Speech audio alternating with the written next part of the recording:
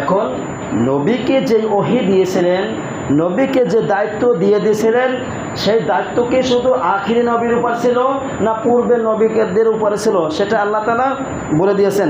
সূরা নিসা 163 নম্বর আয়াত, সূরাতুন নিসা 163 নম্বর আয়াত, আল্লাহ রাব্বুল আলামিন বলেছেন, ইন্না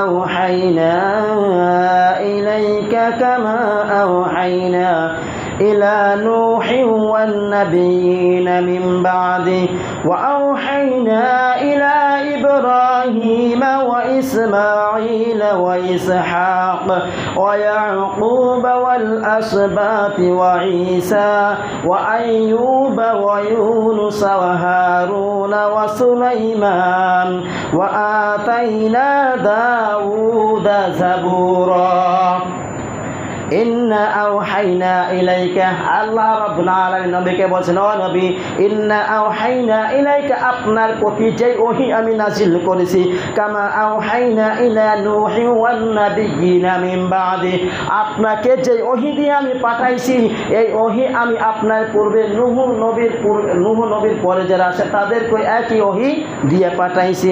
কাদেরকে দিয়েছেন?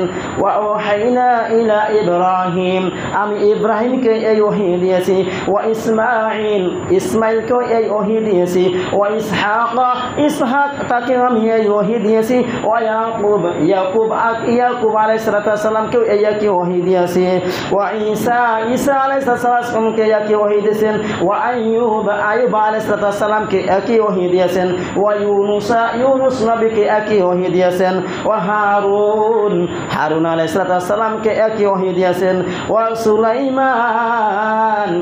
সুলাইমান আলাইহিস সালামকে একই ওহী দিয়েছেন, ওয়া আতাইনা দাউদা জাবুরা, আর আমি দাউদ আলাইহিস সালামকে জাবুর কিতাব দিয়েছি। তার মানে পাইলাম ইব্রাহিম আলাইহিস সালামকে ইসমাইল, ইসহাক, ইয়াকুব, ঈসা, আইয়ুব, ইউনুস, হারুন, সুলাইমান, দাউদ সমস্ত নবীকে একই ওহী দিয়ে পাঠানো হয়েছে। আল্লাহ তাআলা বলেন, ইন্না আওহাইনা ইলাইকা, নবী হে আপনাকে যে ওহী দিয়েছি, যে একত্ববাদের দায়িত্ব দিয়েছি, সমস্ত নবীকে একত্ববাদের দায়িত্ব দিয়ে আমি সমস্ত নবীকে পাঠাইছি।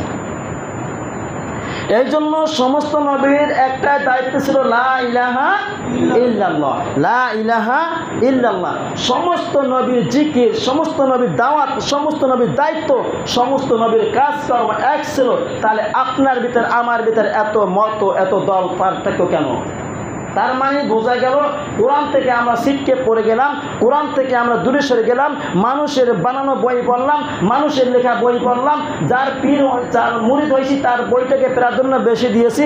আমরা টুকটাক বই পড়ে আমরা কোরআন থেকে দূরে সরে গেলাম, যার কারণ আজকে আমাদের ভিতর, মুসলমানদের ভিতরে এত মতানৈক্য দেখা যাচ্ছে। ঠিক না? কথা বলে না? আল্লাহ তাআলা বলছে, আপনাকে আমি কোরআন দিয়ে পাঠাইলাম, কোরআন অনুযায়ী আমল করবেন, তাহলে আপনাকে আমি যে দায়িত্ব দিয়েছি সেই দায়িত্ব অনুযায়ী আপনি কি করতে পারবেন? কাজ করতে পারবেন।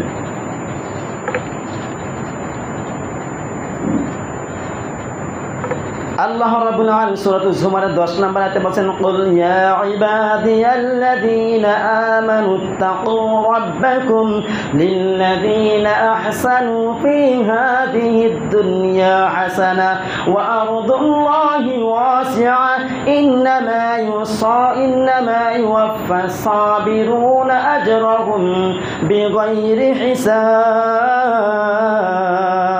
আল্লাহু আকবার। আল্লাহ রাব্বুল আলামিন, হে নবী বলো, হে আমার যেসব বান্দারা যারা ঈমান গ্রহণ করেছো, তোমাদের রবকে ভয় করো, যারা এই পৃথিবীতে সৎ আচরণ করেছে তাদের জন্য কল্যাণকর পুরস্কার আল্লাহ রাব্বুল আলামিন রেখে দিয়েছেন। আর যারা পৃথিবীতে ধৈর্যশীল পরিচয় দিয়েছে তাদের জন্য বিগয়র হিসাব, আল্লাহ রাব্বুল আলামিন অগণিত কোনো হিসাব ছাড়া পুরস্কারের ব্যবস্থা করে রেখেছেন। যারা ধৈর্যশীল, আল্লাহ রাব্বুল আলামিন ধৈর্যশীলকে পছন্দ করেন বেশি। যারা ধৈর্যশীলের পরিচয় দিয়েছেন আল্লাহ রাব্বুল আলামিন তাদের জন্য অগণিত পুরস্কারের ব্যবস্থা করে রেখেছেন। কুল ইন্নী উমিরতু আন আ'বুদাল্লাহা মুখলিসান লাহুদ্দিন। নবী হে আপনি তাদেরকে আরো বলেন, আমাকে এই নির্দেশ দেওয়া হয়েছে যেন আমি একনিষ্ঠভাবে তার ইবাদত করি। ওয়া উমিরতু লিআন আকুনা আউয়ালাল মুসলিমিন, আর আমাকে এই নির্দেশ দেওয়া হয়েছে যেন আমি সর্বপ্রথম আত্মসমর্পণকারী হই, এর উপর অবিচল থাকি, অটল থাকি, আমল করি, তারপরে যেন আমি মানুষদেরকে আমল করার জন্য